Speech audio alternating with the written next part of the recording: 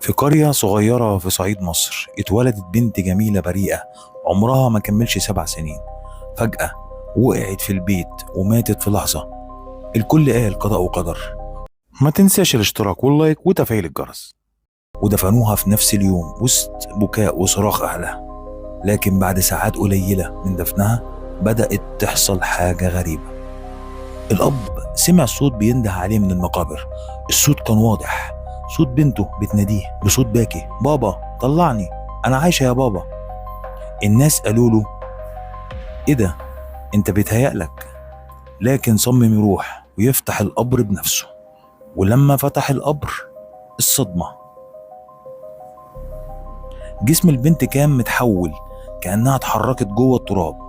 ايديها متكتفة على صدرها، بس دلوقتي كانت ممدودة وعينيها مفتوحة. الكل سكت والكل خاف. رجعوا دفنوها تاني وقالوا: قدر الله وما شاء فعل.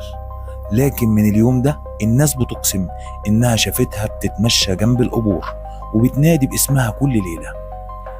فيه اللي قال إنها اتدفنت حية، وفيه اللي بيقول إن الطفلة ما رجعتش لوحدها.